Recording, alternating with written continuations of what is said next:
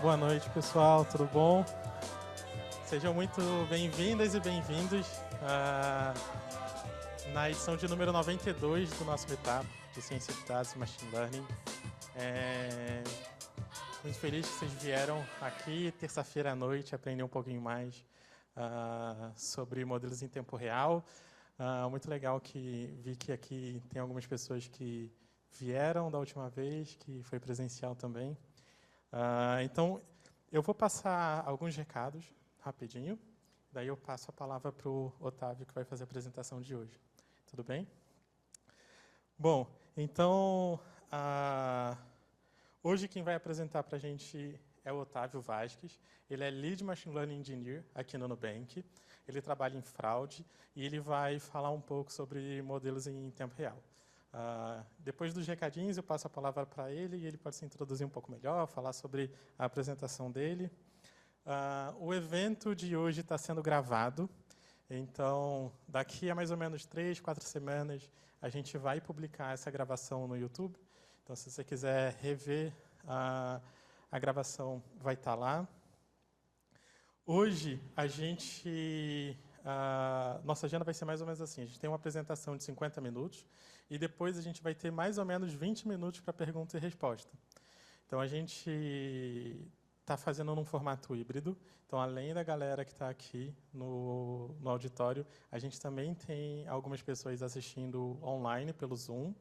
Então, para quem está assistindo a gente e está pelo Zoom, se você quiser fazer alguma pergunta relacionada à palestra, é só usar a ferramenta de Q&A do Zoom, beleza? Então, aí embaixo, na tela de vocês, em algum lugar, tem um botão de Q&A.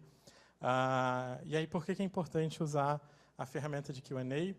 Porque depois a gente não vai perder sua pergunta, se você colocar no chat, a gente pode perder depois.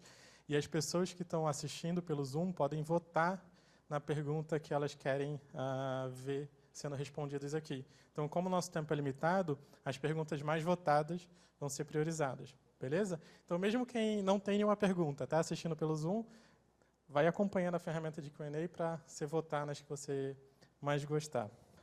Eu vou passar a palavra para o Otávio, e é isso, espero que vocês gostem. Obrigado, Léo. Boa noite, pessoal. Tudo bem? Vamos às questões técnicas primeiro.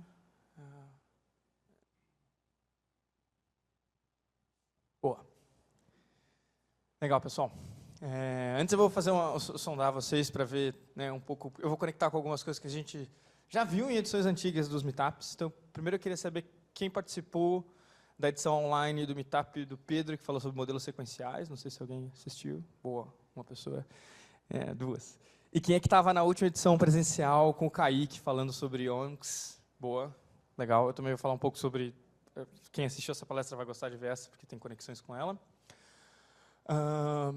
E eu vou repetir a pergunta do Kaique também, que é quem já trabalhou com modelos, quem já fez deploy de modelos... Não? Pô, 1, 2, 4, 5, boa. E modelos em tempo real? Então, boa, menos gente, tranquilo, sem problemas. É sobre isso que a gente vai falar hoje. Então, para começar, eu vou fazer uma introdução mais profunda, vou revisitar assuntos da apresentação do Kaique. Então, talvez, se vocês ficarem com dúvida nessa parte principal, vocês podem retomar um pouco das decisões do porquê isso foi feito assim. Eu não vou justificar tanto as minhas decisões. E acho que vale fazer 2 disclaimers sobre a apresentação. É de que ela está muito no modo imperativo sobre coisas que vocês deveriam fazer, mas não acatem nenhuma das minhas sugestões a princípio. Elas são realmente uma coletânea de dicas. Qual era o segundo disclaimer? Esqueci o segundo disclaimer, mas quando ele lembrar, eu falo. Boa. Vamos lá? Isso. Acho que o segundo disclaimer apareceu aí. Tem trabalho anterior sobre... Tem modelos em tempo real na vida real, que é uma introdução da Ana Martinazzo, e o blog post dela, que fala vamos dizer assim, no nível mais introdutório das coisas que eu vou apresentar. Então, talvez, se vocês não entenderem muito do que eu estou falando aqui hoje, talvez valha a pena assistir o Meetup da Ana e ler o blog post dela, que aí talvez algumas coisas fiquem mais claras. Tem 3 posts do Felipe Almeida também, no Building Nubank, que fala sobre, bom, alertas de modelos em tempo real, riscos de aprendizado, especialmente para modelos em tempo real também, porque fala sobre como minimizar riscos. E eu gosto desse aqui porque ele distingue um pouco sobre os diferentes papéis que cientistas de dados e machine learning engineers podem ter dependendo da característica do projeto. Então, ele destrincha muito bem que tipo de subconjuntos de habilidades que você precisa fazer, dependendo das necessidades dos problemas que o seu time está resolvendo. Então, eu gosto bastante de destacar esse post também. E o Meetup do Kaique também já está lá. A gente vai falar um pouco sobre as decisões que ele explicou na primeira metade da apresentação dele. Isso tem o viés de fraude. Acho que eu pulei essa parte, não me apresentei mais em detalhes, mas eu estou aqui no Nubank faz 3 anos, e desses 3 anos eu estou em fraude, basicamente trabalhando com modelos de fraude de identidade, mas dando suporte para os times resolvendo modelos de roubo, e de scams, e de contas laranja, e bom, transacional, muitas coisas. Então, a experiência...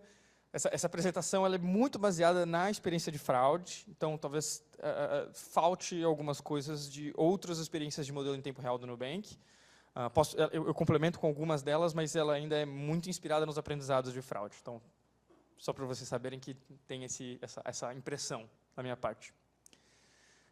Mas, de fato, a fraude é a BU do Nubank que mantém o maior número de modelos real-time, com os use cases assim, mais exigentes em termos de tempo de resposta e na quantidade de agregações e na complexidade que esses modelos têm. Então, acho que essa parte é valiosa quando a gente leva isso bastante para o limite. Então, eu vou fazer uma revisão. Quem já viu de novo a palestra do Kaique, eu vou revisar um pouco dessa parte, que é o que são modelos em tempo real.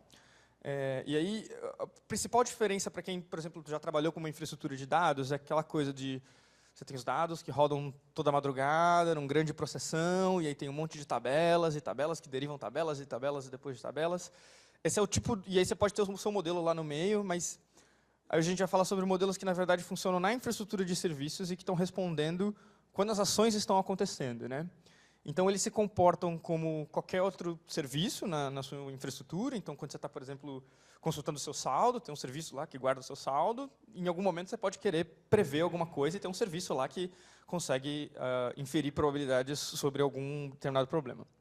E aí, a parte interessante é que quando você precisa tomar ação rápida, ou seja, na hora que a coisa está acontecendo, os modelos real-time são uma boa alternativa para esse caso, né? Então, por exemplo, se você alguém roubou o seu cartão no bloquinho e está tentando passar um combo de cerveja no ambulante do lado, nessas horas você não pode esperar a sua infraestrutura de dados rodar durante a madrugada para no dia seguinte você saber que você tinha o seu cartão roubado. Então, você tem que processar a transação na hora que a coisa está acontecendo. Então, é por isso que a gente usa modelos de real-time muito em fraude, porque a gente tem que tomar essas decisões quando as ações estão acontecendo. Aqui eu destaco um pouco disso que eu acabei de escrever sobre as tabelas, né? Então, tipicamente você tem esses DAGs, que são os, em inglês, Directed Acyclic Graphs, mas em português são os grafos direcionados sem ciclos. São basicamente uma trama de dependências em que você tem inputs e outputs. E acho que muitas pessoas têm experiência assim, quando você vai fazer um tutorial de, sei lá, no Kaggle ou alguma coisa assim, você carrega um dado e aí você submete o dado para o modelo, e escora e treina. Isso eu diria que está muito parecido com o que acontece no deploy batch. Mas, em tempo real, o que a gente faz é processar linha a linha ou evento a evento conforme eles estão acontecendo. E aí a gente tem que se conectar com os outros elementos da infraestrutura de serviços. E aí isso pode acontecer de forma síncrona ou assíncrona. Assim, você pode ser um pouco reativo ou preventivo, assim, reagir conforme as coisas acontecem, ou ficar num fluxo assíncrono em que você toma a decisão poucos segundos depois do que a coisa aconteceu. Mas, via de regra, essa é a diferença entre as duas formas de deployar modelos. Aí eu queria destacar a decisão infraestrutural que o Nubank tomou, que é basicamente toda a infraestrutura de dados, ela roda com Scala e com Spark, e os modelos eles rodam dentro de containers Python. Então, como se a gente tivesse isso é parcialmente verdade, porque a gente conseguiu serializar a parte dos modelos em Scala, que acelera um pouco as coisas, mas Se a princípio se você não serializou seu modelo em escala, você tem uma processão de tabelas que está lá gerando inputs e outputs. Em algum momento você para o seu fluxo de tabelas, submete a tabela de input para um processo Python, ele cospe uma tabela de output com as probabilidades e a gente segue a vida com uma decisão de negócio, com uma tabela de política e tal.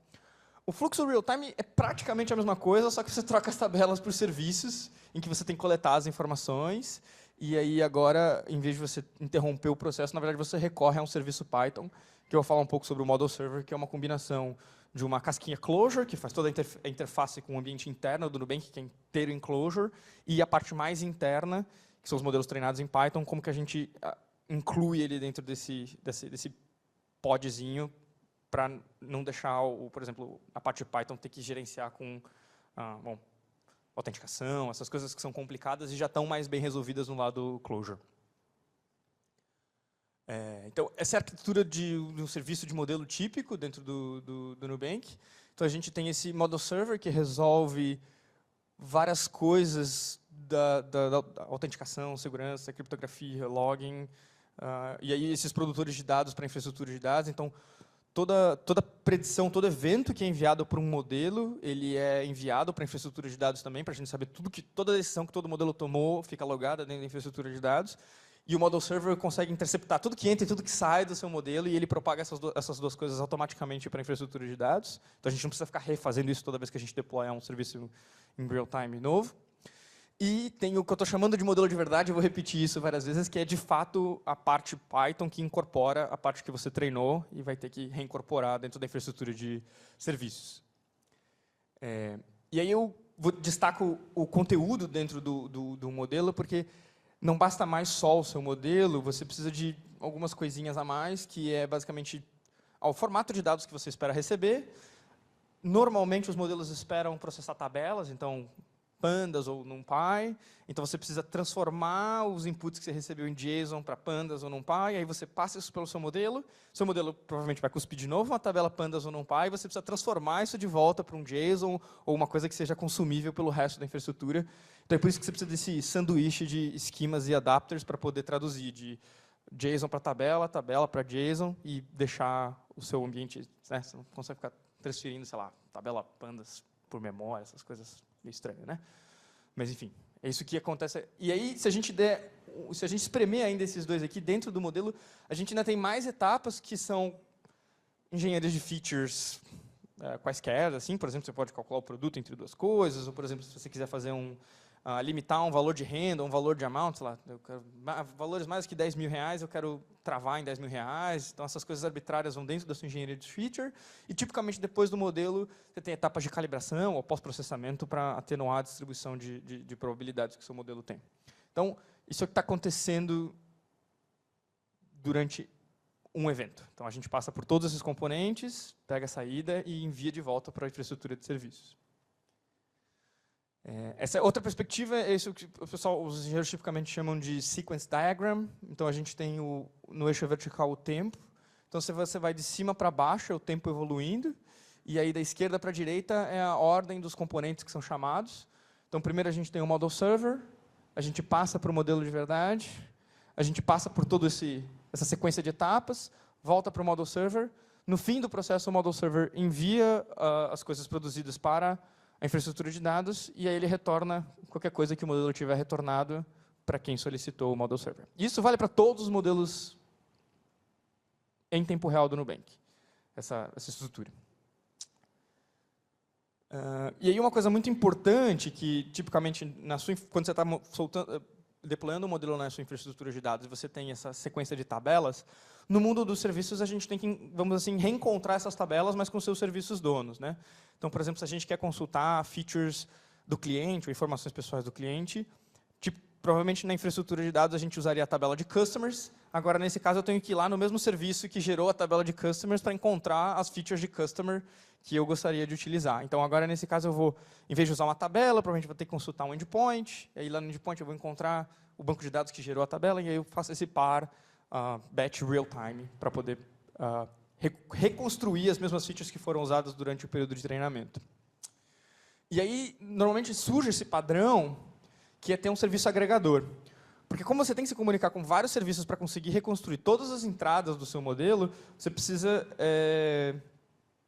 consultar vários serviços. E toda essa camada de serviços ela é feita com outros serviços closure. Então, tipicamente, o que a gente faz é, na verdade, isolar o modelo. Ele fica só com vamos dizer assim, a lógica de predição e de inferência de probabilidade, e toda o recurso de código que vai buscar as informações no resto da infraestrutura do Nubank fica num outro serviço. Então, a gente mantém um serviço separado, e aí depois você pode, ou nesse mesmo serviço, que é o desenho de cima, aplicar as suas regras de negócio e retornar para o serviço principal, que está perguntando a pergunta que você está querendo fazer, ou, às vezes, no outro caso, você pode ter até um terceiro serviço que vai ser responsável por centralizar a lógica de negócio que tem que ser aplicada depois da decisão do seu modelo. Ou decisão não, a decisão vai ser tomada pelo serviço de política. Então, o seu modelo vai dizer, essa transação aqui tem 10% de ser fraude, e aí a gente tem que decidir se 10% é muito ou é pouco para bloquear a transação ou não, e isso é uma regra de negócio e pode morar até num terceiro serviço. E esse padrão de integração ele surge em diferentes BUs, e diferentes aplicações, e diferentes... É curioso que ninguém combinou isso, esse padrão só surgiu, todo mundo que está querendo manter modelos real-time acaba caindo num padrão desse. Às vezes, a separação de responsabilidades entre o serviço principal e o serviço agregador é menos clara, às vezes eles estão mais combinações dessas coisas, mas, via de regra, você tem sempre um serviço que acumula todas as informações que você precisa, você manda para o seu modelo retorna uma resposta, uma probabilidade, e aí a gente toma uma decisão sobre isso e segue no fluxo de requests do resto da vida do Nubank. Perfeito. Então, aí, é isso. A apresentação pode parecer um pouco desconectada, eu vou mudar de assunto no meio do caminho, porque, como são dicas e truques, eu vou encerrar um capítulo rápido e aí eu vou mudar de assunto, então, não fiquem tão perdidos, realmente são várias diquinhas essa ideia da apresentação. Então, a gente vai começar com técnicas de otimização para economizar recursos, porque esses modelos, como eles estão na infraestrutura de serviços, eles consomem tudo que a infraestrutura batch já consome, mais a parte E quando você tem que escalar isso, por exemplo, se você pensar na escala do Pix ou na escala de transações de cartão de crédito, às vezes essas coisas podem subir em custo. Então, para manter essas coisas controladas e até manter o seu tempo de resposta baixo, tem algumas técnicas. E a gente vai falar sobre essas técnicas. Então, eu tenho deploy, eu chamei de deploy fragmentado, que é a tradução de shadeado. Acho que para português fica ok. Mas, basicamente, dentro do Nubank, você tem diferentes cópias, ou seja, fragmentações. Então, não é como se todos os clientes do Nubank tivessem numa única infraestrutura, é como se tivesse cópias dessa infraestrutura para escalar melhor as técnicas de persistência. A única questão é que, para você manter o vínculo de alta disponibilidade, ou seja, se um pod morrer ou alguma coisa deixar, sei lá, qualquer instabilidade, você perder um dos seus pods, você precisa ter dois para garantir que você está sempre dando respostas. Só que o problema é que, às vezes, você tem que fazer isso vamos supor que o Nubank tivesse, sei lá, 30 shards, você tem que fazer 30 vezes 2, e aí você precisa de 60 pods para começar o seu modelo. E, às vezes, por exemplo, se um modelo que roda só para clientes novos, ou, por exemplo, só vai rodar para o último shard, que é quando os clientes novos estão chegando, ele vai estar sendo super alocado para os primeiros 29 shards e não vai estar sendo praticamente utilizado. Então, o que você pode fazer é, exatamente como o problema de fragmentação ele é feito para resolver problemas de persistência, e modelos tipicamente não têm estado, você só passa features e recebe probabilidades, não tem nenhum banco de dados interno a ele, você pode abandonar a fragmentação e deployar, vamos dizer assim, de uma forma global, ou seja, todos os fragmentos ou todos os shards interagem com os mesmos pods, e aí você sai de, sei lá, 60, que era a sua obrigação mínima, porque você tinha que manter alta disponibilidade no primeiro caso, para um caso em que você roda com só 2 pods ou 3 pods. Essa mudança, inclusive, melhorou a nossa estabilidade, porque o que acontecia era que era muito frequente, os clusters são grandes e eles ciclam frequentemente, então o Kubernetes está sempre realocando esses pods, e aí, eventualmente, se era um modelo que tinha um pouco mais de carga, e ele escolhia matar um pod, o outro pod ficava sobrecarregado, o outro pod morria e o shard inteiro ficava down. Então, quando a gente consegue fazer isso aqui, de colocar tudo no shard global, a gente aumenta a estabilidade, porque você pode, sei lá, aumentar para 5 pods isso aqui. É menos do que os 60 que você tinha lá, mas como agora você está compartilhando esse elemento de infraestrutura, um pod pode morrer, ou 2 podem morrer, e você não vai ficar indisponível, porque seus modelos morreram. Então, essa é a primeira coisa. Isso economiza muito custo. Aqui tem um exemplo. A gente tem dois modelos, que é o modelo de fraude para empréstimo e o modelo de fraude transacional. E aí eu destaco que o modelo de empréstimo ele responde mais ou menos 5 chamadas por segundo, enquanto que o modelo transacional responde 300 chamadas por segundo. Só que, por diversas decisões, o modelo de empréstimo foi deployado de forma fragmentada e o modelo transacional foi deployado de forma global. Então, você pode ver que tem um fator aí de 60 vezes, é isso? Não sei. 30 por 5. 60 vezes isso, né? Eu não sei se ia uma vergonha aí. Mas a gente pode ver que tem 30% a menos o custo. Então, mesmo que ele tenha essa diferença de escala de quantidade de chamadas, a gente economiza ainda assim 30% de custo. Então, tem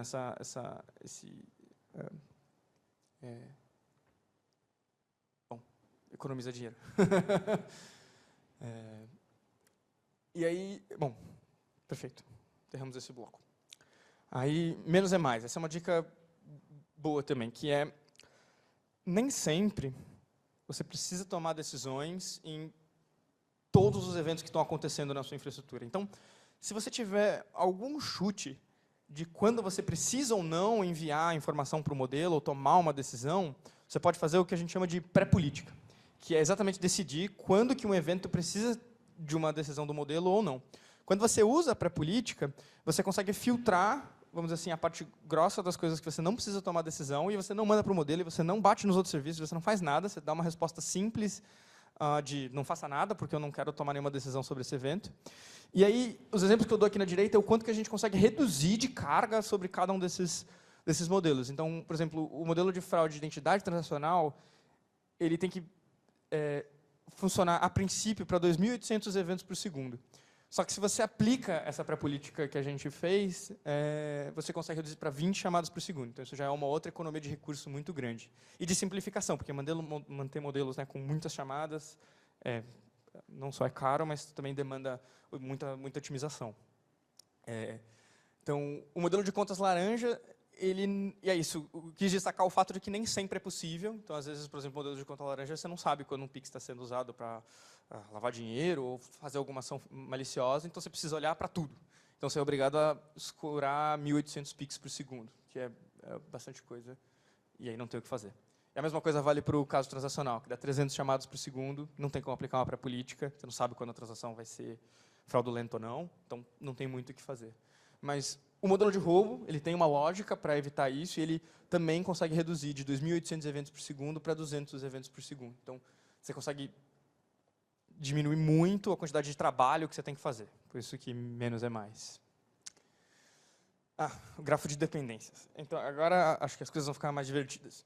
Então, conforme os data scientists vão trabalhando e vão construindo o modelo, e eles vão bolando features mais complexas e vão querendo fazer coisas mais interessantes e mais preditivas, eles vão acumulando diferentes conjuntos de dados, e diferentes fontes, e diferentes agregações, e você vai acumulando isso dentro do seu modelo. E aí o que acaba acontecendo depois de um tempo é que eles ficam muito complicados. Então, o que acontece é que você, por exemplo, você recebeu uma transação de cartão de crédito, e você quer ver se aquilo é uma fraude de identidade ou não. Quando essa transação chega, você tem que recuperar informações em muitos serviços para construir as suas features, às vezes 100 features ou por aí, assim, só para ter uma ideia. E aí você precisa enviar isso para o seu modelo, retornar e aí tomar a decisão. Então, se você não mantém dentro da sua estrutura de código uma forma clara de declarar esse grafo, e você não tem, se não é claro o que acontece sequencialmente ou quais são as sequências de dependências que você tem, você pode sair do controle muito rápido. Isso aconteceu com a gente, que os gráficos de modelo começaram a ficar muito complicados, a gente não conseguia otimizar eles, a gente não sabia o que estava lento, e aí a gente teve um processo de começar a cronometrar, começar a reorganizar o código para poder deixar a estrutura de dependências mais clara, para saber exatamente onde otimizar. E aí, eu dou o exemplo do grafo de dependências que acontece no modelo de fraude de identidade transacional. Então, o que vocês podem pensar é que cada uma dessas caixinhas roxas é um outro serviço do Nubank, e para cada transação de cartão de crédito que acontece, você tem que fazer um request para outro serviço, e aí esse serviço pode prover uma ou mais informações que você vai utilizar para fazer features. E aí tem uma coisa muito infeliz, na verdade, que acontece aqui na esquerda, que é quando você tem essa sequência de requests, porque isso você é obrigado a fazer em ordem. Então, você tem que primeiro chamar o serviço de account request, depois você tem que chamar o prospect service, depois tem que chamar o customer service, e depois você tem que chamar o Conrado para pegar as features de inviter. Então, isso acaba acumulando tempo, porque como você não pode inverter essa ordem de dependência, você tem que chamar um, depois o outro, depois o outro, depois o outro. E se algum desses processos demorar, o seu tempo de resposta final pode ser muito lento. Então, ter com clareza o que é esse grafo e como que você busca informação para reconstruir as suas features é crucial para você saber o que está acontecendo dentro do seu modelo. Acho que antes de passar para o próximo slide, lembrando, acho que vale destacar que quando esses modelos estão rodando, a gente tem SLAs, ou seja, tempos que a gente tem que retornar as respostas muito rápido. Então, por exemplo, no caso do Pix, o SLA interno para fraude é de 700 milissegundos e o SLA de cartão de crédito, eu acho que é de 1 segundo, não me lembro direito. 800? 7 segundos é o SLA total, é isso, 7 segundos. Então, o Pix é mais intensivo, que acho que o SLA do Banco Central é de 1 segundo. Então, internamente, a gente tem 700 milissegundos. E na Mastercard é 7 segundos. Então, então, tudo isso aqui tem que acontecer em, tipicamente, menos de 7 segundos. 7 segundos é muito, inclusive. E acho que, na nossa experiência, isso aqui está demorando hoje uns 400 milissegundos, 500 milissegundos para fazer todo esse processo, mais enviar para o modelo, recuperar as predições, aplicar as lógicas de negócio e retornar a decisão final. Então, aqui eu vou jogar um pouquinho de Clojure na tela. Eu sei que isso pode ser não convencional, mas uma coisa também, quando eu falo muito de organizar o código para pensar sobre o seu grafo de dependências, você tem que estar muito claro as chamadas que você está fazendo e não esconder coisas dentro, ou inverter lógicas, ou criar muitas camadas. Então, aquela coisa meio do Zen do Python, flat's better than nested. Essa lógica aqui se aplica.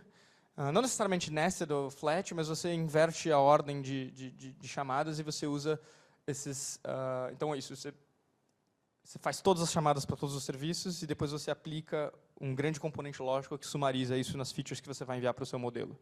Então, e aí, se você especialmente tiver uma dependência condicional, por exemplo, ali, se você depende de B para computar A, e só depois você vai processar B, em vez de você deixar esse if explícito dentro do seu controller, precisa ser claro, controller para todo mundo, mas é um pedaço de código que faz side effects. Então, se você está comunicando com outros serviços, se você está lendo do disco, ou se você está interagindo com o banco de dados, você deixa as camadas na camada do controller, e aí quando você já tem todas as informações disponíveis, você aplica uma função pura e lógica, sem side effects, que você consegue testar melhor.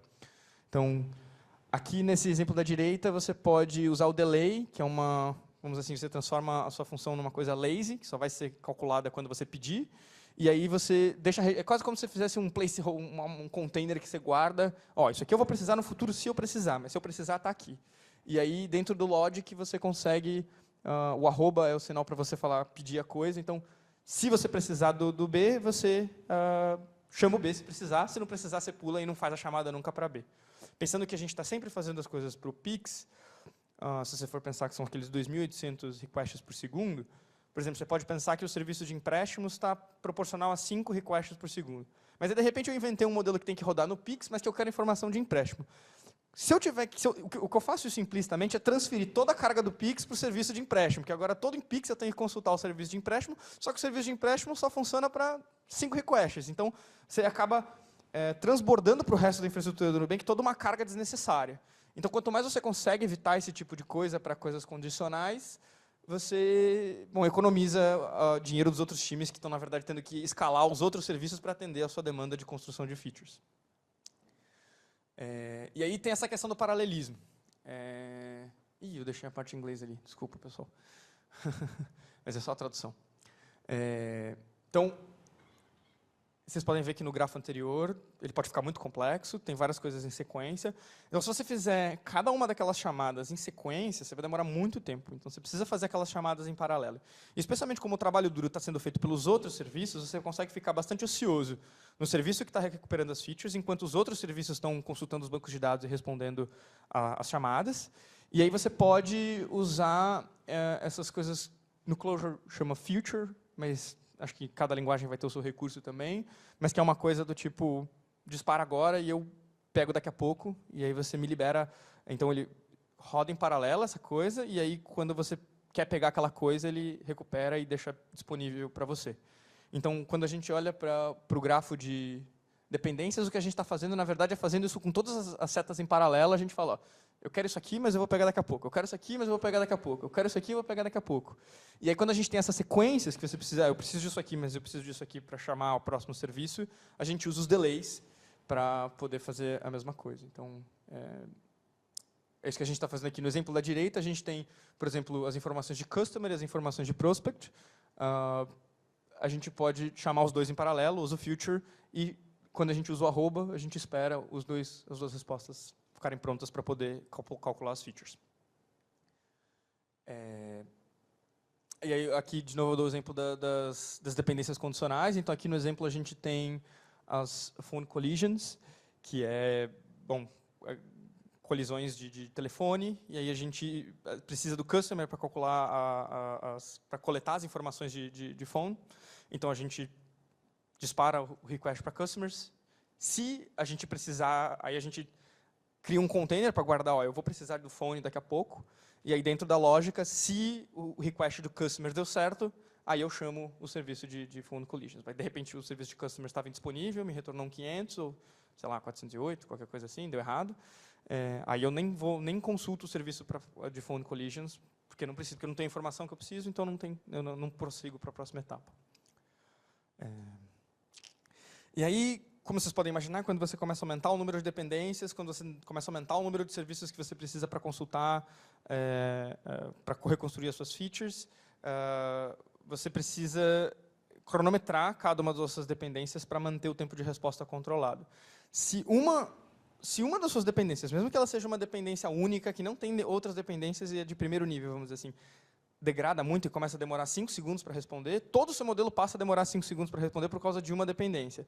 Então, você precisa controlar especificamente cada uma das suas dependências do seu modelo e da conexão com os outros serviços para garantir que, como você está sempre limitado pelo pior serviço, você tem que sempre saber qual é o pior serviço para saber atuar quando o tempo de resposta degrada.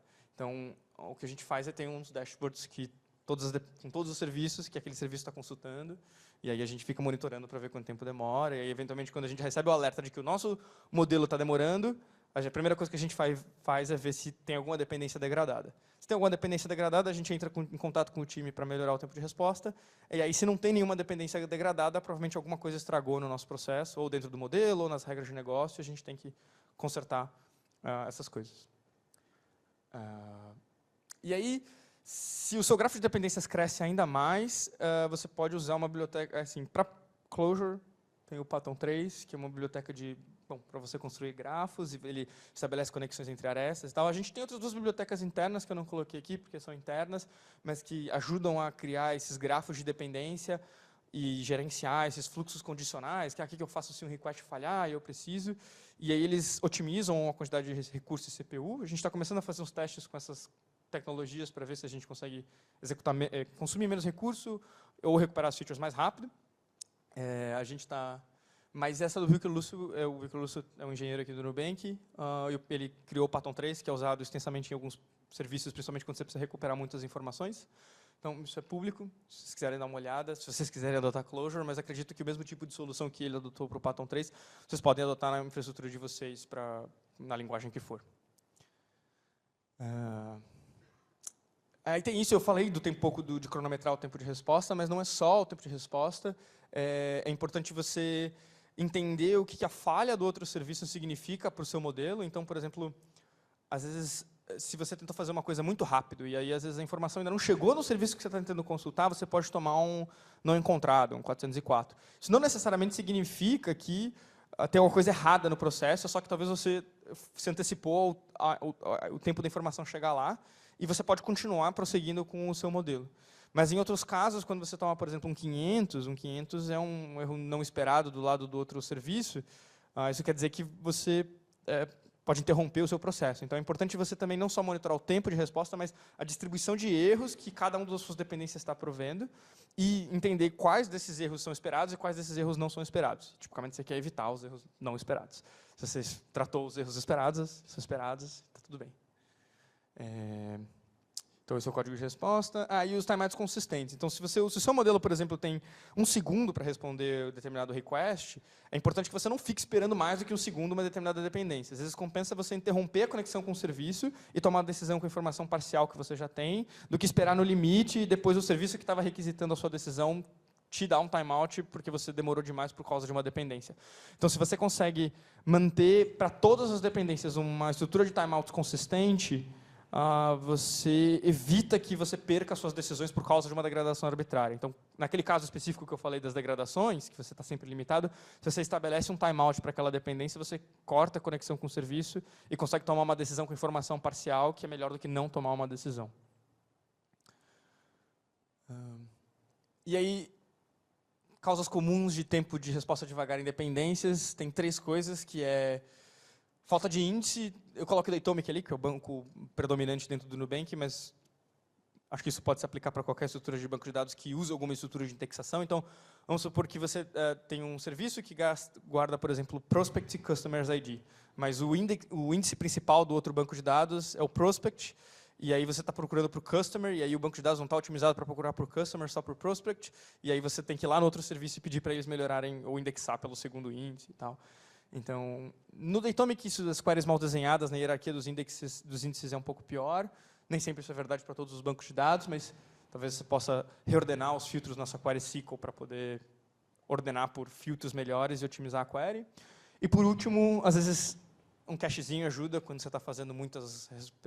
Às vezes, tem vários modelos que estão requisitando a mesma informação para os mesmos serviços. Então, colocar um cachezinho, porque você já recuperou aquela informação 20 milissegundos atrás, também ajuda a... Depois que o primeiro modelo requisitou aquela informação, todos os modelos que rodarem depois dele vão recuperar a informação mais rápido. Perfeito. Essa é a parte sobre o que está fora do modelo. Agora a gente vai entrar dentro do modelo. E tem isso, cronômetro e tudo. Então, basicamente, principalmente quando a gente está usando frameworks Python e está usando, por exemplo, o scikit-learn, e depois usa o status model, e depois usa outra biblioteca, e outra biblioteca, e outra biblioteca. Quando você incorpora essas bibliotecas no seu código, você nunca sabe como que o desenvolvedor open source fez aquela coisa. E principalmente quando você está empurrando os limites da biblioteca, você não tem garantia nenhuma de que aquele pedacinho de código que você usou da biblioteca está bem otimizado. Então, mesmo que você saiba que você está implementando bem o seu código, você também não pode se valer de que todos os desenvolvedores open source que estão por aí otimizaram todos os pedacinhos de código que você está usando. Então, cada linha de código pode ser fonte de degradação de tempo, e a gente sofreu bastante com isso, inclusive, usando, por exemplo, eu vou falar sobre esquemas e adapters, que era, engraçado, 98% do tempo do modelo. Depois a gente conseguiu atenuar isso. Mas se você usa, por exemplo, o XGBoost, LightGBM, PyTorch, TensorFlow, Scikit-learn, você vai se surpreender que o tempo de execução do modelo em si, ele, na verdade, é pífio, menos de alguns milissegundos. E, na verdade, a maior parte do tempo que você está gastando é com o sanduíche de esquemas e adapters e com outras coisas vamos assim, no entorno do seu modelo. Então, a minha sugestão é você destrinchar camada a camada do seu modelo e dividir etapa a etapa o que está acontecendo dentro do seu modelo. Então, você pode pensar na camada mais de alto nível, em que você tem, como eu falei, a pré-política, as features e o modelo, mais a política. Aí você vê quanto que cada pedaço está demorando. E aí você cronometra e vê onde está o maior tempo que você está gastando. Aí você, uma vez que detectou isso, você quebra numa segunda camada, então aí você consegue separar as features e o modelo. Vamos ver quanto que cada pedaço está demorando. E aí você vai quebrando em camadas. E, por exemplo, um erro que eu fiz, e eu recomendo o truque para vocês não fazerem, é que eu comecei de baixo. E aí o problema é que quando você começa de baixo e começa a olhar só esse miolinho aqui, o que acaba acontecendo é que você esquece que você tem essas camadas da frente, essas camadas de trás, que estão demorando mais tempo do que as coisas que você está otimizando, e aí você passa 2 semanas, nossa, melhorando muito o miolinho de código, e no final o seu tempo de resposta demora só 10%. E aí quando você sobe um nível de hierarquia, você descobre, nossa, meu adapter estava demorando 3 vezes mais do que tudo que eu otimizei nas últimas 2 semanas. Então, seja rigoroso, etapa a etapa, camada a camada, não cometa o erro que eu cometi, vai economizar, provavelmente, não sei se 2 semanas do seu tempo, mas a frustração de 2 semanas otimizando coisas que não melhoraram vai ajudar. E aí, problemas conhecidos, né, dos problemas que a gente que acontece, né? Então, se você usa os esquemas do Python para fazer validação de API, pô, a gente sofreu com isso, porque é muito devagar, assim, na escala de centenas de milissegundos ou dezenas de milissegundos, só para você ver se um JSON tem o campo Customer ID, que é uma string UID, sabe? Tipo, é muito tempo para pouco trabalho. Então, a gente trocou para o Pydantic, que tem uma conexão fácil com o FastAPI, que é o framework de API que a gente usa para serviços Python, e ele tem uma implementação em Rust, e aí, bom, Rust é rápido, e aí a gente usa uma espécie de um front-end Python, e aí isso acelera muito o tempo total de resposta. E a mesma coisa para adaptadores, que aí, como tem essa questão de você ter que transformar de JSON para Pandas, Pandas é uma biblioteca complicada quando você está querendo espremer tempo. E aí, o que acaba acontecendo é que quando você tem que, por exemplo, o Pandas, por padrão, ele infere muita coisa. Então, ele infere padrão de data em string, e você tem um nome, sei lá, um enum categorizado lá como transaction type, pixel card, e aí ele está tentando parsear a data lá no meio. Então, isso te atrasa, porque você não quer que ele fique tentando parsear a data num campo que não é nada a ver com data. E aí você fica perdendo tempo com essas coisas. Mas é o que todo mundo usa, e basicamente toda a nossa stack está baseada em Pandas. Então, a gente tem que lidar com essas coisas. Então, assim, evita de trocar tipos no Panda. Por exemplo, se você precisa trocar uma coluna, um tipo de uma coluna. Ou se você... E aí, se você tiver que lidar com datas, que é provavelmente muito provável, usa formato, garante que você está parseando. Lógico que você não tem como evitar a inferência automática do Pandas, mas é a vida. E aí, por algum motivo, quando eu estava fazendo essas otimizações, eu descobri que criar uma coluna no Pandas demora, tipo, 20 milissegundos. E aí, quando eu quero responder em 100 milissegundos e 20 milissegundos, é só porque eu estou criando uma feature nova numa coluna nova, eu fico frustrado. Eu não acho que isso deveria tomar todo esse tempo. E eu não sei por que demora tanto tempo, eu não fui tanto a fundo. Então, não sei por que é a vida. Mas a gente tem feito... Eu fiz uns testes recentemente com Polars, que é outra biblioteca de data frame, outra biblioteca de data frames escrita em Rust. E os resultados preliminares são bons, a gente ainda não fez nenhum deploy ainda em produção com isso, não testou com carga, mas pelo menos nos fluxos batch já deu bons resultados. Eu acredito que em real time vão dar resultados, mas sem testar não tem como saber. E aí aqui tem o que eu chamo de o perfil de tempo. Eu uso uma extensão do Line Profiler, que você pode integrar com o PyTest, inclusive, e aí ele te dá linha a linha exatamente o que o seu código está fazendo. E aqui vocês podem ver, inclusive, que esse aqui é uma validação que eu fiz com esquemas antigos. Então, você pode ver que 12% do tempo é todo feature engineering, mais as predictions do modelo. E esses modelos são boosters com milhares de árvores, e vocês podem ver que eles demoram... O total foi de 53 milissegundos, os hits foram 500 rodadas, então está na escala ali de 100 milissegundos. E desses 100 milissegundos, per hit, ele está ali com 13,6 milissegundos, é o tempo para você fazer a prediction. E aí, 24 e 18 é só para você validar que o seu input está correto e traduzir ele para Pandas. Então, o trabalho duro, na verdade, aqui, e aí o output, inclusive, você pode ver que é 45 milissegundos, ou 42% do tempo total. Ou seja, metade do tempo de resposta praticamente está sendo gasto com coisas que não é machine learning, não é modelo, não é nada, é tipo traduzir a resposta da tabela para um JSON. É isso, está sendo aqui. Lógico que se você usar Pydantic e outras coisas e melhorar, ou, por exemplo, transformar para JSON e tentar fazer conversão de tipos no JSON e não no DataFrame, você vai acelerar o seu tempo. Mas essa aqui foi uma tentativa ruim, mas você pode fazer isso recursivamente. Então, para cada uma dessas subetapas, você pode rodar o profiler de novo, e ele vai te dar o tempo demorado por linha a linha, e você vai conseguir escanear e descobrir exatamente quais são os pontos de gargalo do seu código. Perfeito. Agora, a gente vai para uma outra sessão, que é esse simplicidade é a chave do sucesso. Porque, como vocês podem imaginar, conforme a gente vai incluindo mais features, aumentando a complexidade, querendo fazer coisas mais complexas, tem um limite da cognição humana de quanto você consegue gerenciar esses sistemas. Então, a gente tem que contra-atacar isso com sucesso com tecnologia, e a gente consegue controlar um pouco.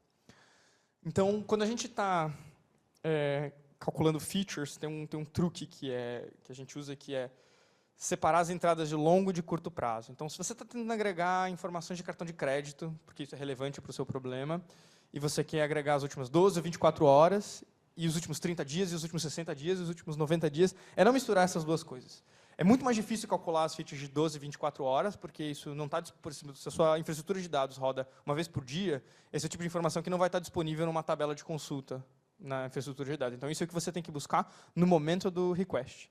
Ao mesmo tempo que as informações das últimas 12 ou 24 horas não vão ser tão relevantes para as features dos últimos 90 dias. Então, o que você faz é separar essas duas coisas. Então, você deixa 12, 24 horas num banco de dados quente, num lugar onde você consegue recuperar as suas features, enquanto que as features de 60, 30, 90, tudo que é muito período no tempo, você delega para a infraestrutura de dados, onde você tem mais calma, consegue calcular as coisas com mais tempo e não precisa ficar na correria de responder em poucos milissegundos. Então, aqui a gente usa duas tecnologias diferentes. Talvez vocês conheçam o que a gente chama de Conrado como Feature Store também, mas basicamente, vamos supor que você tem a sua infraestrutura de dados, você calculou uma tabela, que é as suas features calculadas de 60 e 90 dias. O Conrado é simplesmente um jeito de você pegar essa tabela e carregar num serviço e consultar a tabela. É só isso. Um serviço que consome todo dia a última tabela que você calculou com as suas features e você consegue depois consultar ele. É o que a gente chama de serving layer para a parte batch. Então, qualquer tabela que você precisa para computar features, você carrega nele e consulta. E a Feature Store é uma aplicação Spark Streaming que tem uma DSL por cima que vincula a parte batch, a parte online, e te dá garantia de consistência das features. Né? Porque agora o que a gente está fazendo é replicar, né, o fluxo de cálculo das features batch e no fluxo real-time. Então, a Feature Store dá garantia de consistência. A única limitação, ele calcula até 7 dias, então você poderia até desapegar um pouco do que eu falei de 12 e 24 horas, mas ele tem as limitações de ser monocontrato, ou seja, você pode usar só uma tabela para computar suas features, e ele não suporta PII não hasheado, por questões de segurança. Então, isso limita muito os casos de uso que a gente pode fazer para calcular feature quente das últimas 24, 12 horas e fazer joins mais complicados. Tem um spoiler sobre como a gente está tentando resolver isso, mas essas duas fontes são fontes muito seguras. Tudo que a gente sabe que vem dessas duas fontes são tempo de resposta estável, tem consistência com o fluxo batch, é fácil de integrar. Então, a gente consegue, sempre que a gente consegue recorrer ao Conrado ou à Feature Store, é um alívio quando a gente está implementando, porque a gente sabe que essas fontes não vão dar problema no futuro. Então, todos esses problemas que eu falei de dependência, não sei o quê, e códigos de erro, você consegue quase que esquecer, porque essas fontes são bem confiáveis. E aí, como exemplo, esse é o mesmo grafo que estava anteriormente, só que eu colori os nós que a gente usa como fontes confiáveis. Então, você pode ver que, não sei se metade ou mais da metade, são features batch calculadas na infraestrutura de dados. Bom, isso eu estou dizendo que é uma ferramenta que a gente usa bastante, e aqui é a evidência de que a gente recorre a ela bastante. Então, a gente tem muita coisa do Conrado, e ali no... Cadê a Feature Store? Eu perdi a Feature Store. Não estou vendo a Feature Store. Não estou vendo. Enfim, mas a gente usa. Aqui, Conflux, Feature Store, aqui embaixo. Isso aí, para features de transação de cartão de crédito. E aí, uma coisa que está acontecendo, eu não falei, mas está acontecendo, é que a gente tem, por exemplo, os data scientists treinando modelos na infraestrutura batch, e depois os MLEs replicando todas as mesmas lógicas de transformação de features na infraestrutura real-time. Então, você tem esse problema de você ter que garantir que essas duas implementações são consistentes e que as features estão sendo computadas do mesmo jeito nos dois fluxos e que os resultados são consistentes. Né? Se você tem uma feature calculada num dos fluxos errado, provavelmente o seu modelo vai estar tomando decisões incorretas. Então, uma forma de você minimizar o quanto você tem que duplicar essa lógica é trazer para dentro do pipeline do modelo, ou seja, uma coisa que vai ser executada tanto no período de treinamento quanto no período de servir essas lógicas. Então, eu falo, a experiência de desenvolvimento desejada reduz o máximo possível de lógica duplicada. Então, não só reduzindo o espaço para inconsistências, mas também melhorando a experiência de quem está desenvolvendo. Então, se você passa esse feature engineering para o pipeline do modelo, fica muito mais fácil, porque isso está empacotado em Pickle, você só deploya dentro do serviço Python, e você não tem que se preocupar em recalcular tudo, ou, sei lá, se o seu data science fez um tratamento numa tabela, você vai ter que reproduzir essa transformação dentro do serviço, e aí ficar fazendo código duplicado não só é chato, como demora, e tem o risco de estar inconsistente, você está implementado errado. Então, isso aqui diminui um pouco esse problema. E aí, acho que aqui uma parte mais interessante, que é... Por enquanto, eu falei assim, de formas que a gente recupera features, que é consultando outros serviços, ou delegando para a infraestrutura de dados, ou usando essa Feature Store. Mas, eventualmente, nenhum desses casos pode ser suficiente para o seu use case. E aí, destaque para o título. Quando valioso e necessário, construa sua própria infraestrutura para armazenar a informação que você precisa. Então, às vezes, tem casos em que você não consegue calcular a coisa batch, porque a informação é recente, mas ela, por exemplo, precisa de um join com outra informação, ou você precisa misturar fontes que não são misturáveis por causa da limitação monocontrato da Feature Store. E o que você faz é construir a sua própria infraestrutura. E aí, o problema de fazer isso quando é valioso e necessário, porque fazer a sua própria infraestrutura tipicamente é custoso, você vai envolver várias pessoas, fazer um próprio serviço, mas a gente extrai muito valor desses 5 exemplos que eu estou dando aqui. Então, esse tem o serviço de eventos de risco, que armazena, por exemplo, entradas incorretas de senha, PIN incorreto, reset de senha, todas essas coisas. E aí a gente consegue, por exemplo, fazer agregações de quantas vezes a pessoa errou a senha, quantas vezes a pessoa errou o PIN, quantas vezes a pessoa fez esses eventos de segurança incorretos. E aí tem um serviço dedicado só para armazenar essas informações. Ih, eu esqueci de tirar a parte em inglês de novo também. Mas tem a parte da parte transacional, que a gente tinha um serviço só para armazenar transações de cartão de crédito. A gente calculava muitas features sobre cartão de crédito, e aí a gente precisava de uma base para armazenar as últimas 24 horas de transação de cartão de crédito. A gente desenhou um serviço que o único papel dele é consumir todas as transações de cartão de crédito, guardar só as últimas 24 horas e deixar lá tudo guardadinho para quando você precisar para uma nova inferência. E aí vários modelos usam isso. A gente depois substituiu isso pela Feature Store. Como eram features monocontrato, a gente conseguia, como dependia só da tabela de transações de cartão de crédito, a gente conseguia substituir pela Feature Store. Aí tem esse dinheiro formas de tirar dinheiro da conta. Tem várias formas como você consegue tirar dinheiro da conta e a gente fica monitorando essas formas nas últimas 24 horas. E aí tem várias defesas de behavior security que são os modelos de roubo, de account takeover, que ficam monitorando quanto dinheiro sai da sua conta nas últimas 24 horas e tem um serviço dedicado para armazenar todas essas coisas. Então, o que ele faz é ficar juntando. Então, você tem, por exemplo, fazer Pix, pagar boleto, comprar cripto, transferência de cripto, todas essas formas que tiram o dinheiro da sua conta, ele fica armazenando e fica contando quanto dinheiro sai da sua conta para ver se precisa tomar alguma ação ou não. E aí a gente tem um serviço dedicado só para computar essas features. E, por último, acho que é a parte mais empolgante, que é a aplicação que eu estou mais envolvido agora, que começou em BSEC e depois passou para o time que eu estou agora, que é usar streaming, usando Apache Flink e Apache Pinot, em que, aplicações Flink são aplicações com estado, então você consegue manter umas tabelas lá dentro e você consegue fazer junção com outros dados. Então, você tem desbloqueado alguns casos bem interessantes. E o Pinot é uma camada de busca que eles falam que é uma User-Facing Analytics. Eles têm vários truques de índice para fazer agregações de muitos dados muito rápido na hora que você está recuperando as features para o seu modelo.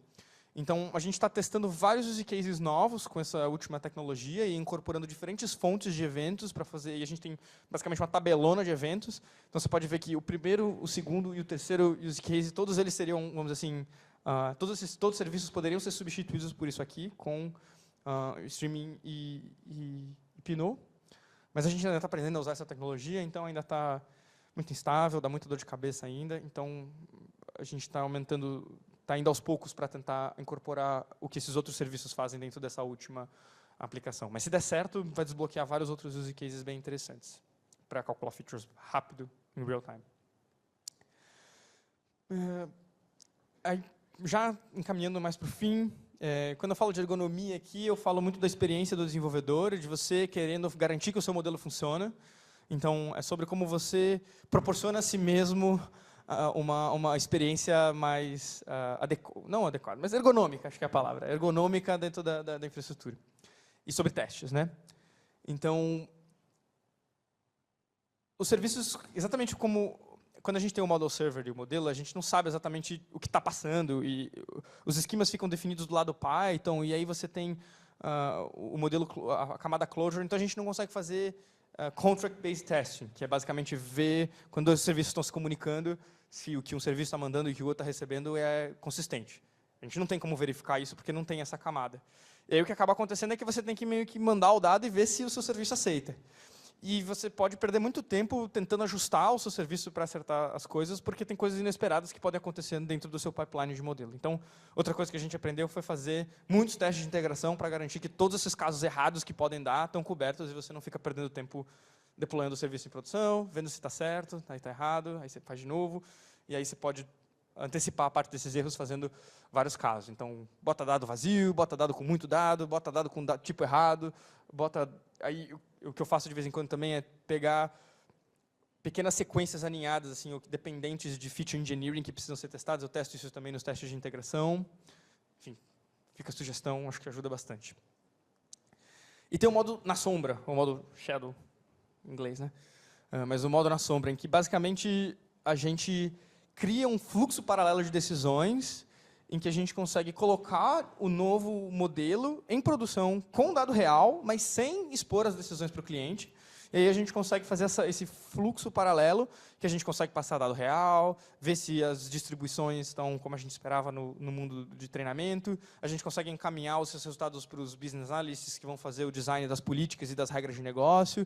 Então, e tudo com, vamos dizer assim, com as aproximações que o ambiente de produção exige, né? Porque você pode ter feito a conta de uma feature errada, você pode estar com um tempo de resposta atrasado, e isso impacta em como a sua decisão vai ser tomada. Então, com o fluxo Shadow, a gente consegue monitorar todas essas coisas, né? O tempo de resposta das dependências, escalar o número de pods de acordo com a carga que aquele modelo precisa atender. A gente consegue verificar se as decisões de negócio estão sendo tomadas corretamente. Bom, basicamente, hoje, todos os modelos vão direto para esse estado. Então, desde o início, desde o dia zero, os modelos já são deployados com uma carga pequena, com um rollout pequeno, para a gente garantir que tudo já está funcionando como esperado. Então, a gente quase como vai quase direto para a produção, não tem teste em nenhum outro lugar, vai direto para a produção nesse fluxo Shadow, mas a garantia que a gente tem para isso é que o fluxo Shadow protege a gente de expor decisões equivocadas ou coisas erradas para o cliente final. Então, como a gente tem esse fluxo paralelo, a gente já consegue validar tudo com dado real, mas sem se comprometer com nada no mundo real também. E aí, para concluir, esses pensamentos finais e conselhos, deixei parte em inglês de novo, desculpa, pessoal. Mas basicamente é isso, né? Essas dicas são aprendizados e práticas que a gente desenvolveu dentro de fraude no Nubank. Não tem nenhuma razão para que isso funcione para o use case de vocês, então só seja crítico sobre as coisas que eu falei aqui. As coisas podem não funcionar. O caso de uso de vocês pode ser diferente, pode ter aproximações, né? Isso é só para deixar claro, né, que eu não estou assumindo. Como eu falei, eu estava fazendo a palestra no imperativo, mas não sei. Só porque é o que eu falei para o pessoal aqui dentro, mas não necessariamente é aplicável para todo mundo. O segundo ponto, acho que é muito importante, nenhum modelo de fraude aplica tudo isso que eu falei. Isso é um compilado de práticas que foram sendo requeridas por diferentes tipos de modelo. Então, o que eu apresentei, na verdade, é o conjunto máximo de práticas que a gente adotou, mas não necessariamente todos os modelos seguem todas essas práticas, então não precisa fazer tudo, não é o que a gente faz. E aí, é isso de ser bem crítico com o nível de maturidade que você tem e entender que o que a gente foi fazendo, como a gente aprendeu isso, foi muito ao longo do tempo, conforme os problemas foram aparecendo, conforme as coisas foram dando errado. Então, considera o estágio de desenvolvimento que você está e vê quais dessas dicas vão ser mais efetivas para o problema que você tem hoje, se você quiser usar, lógico.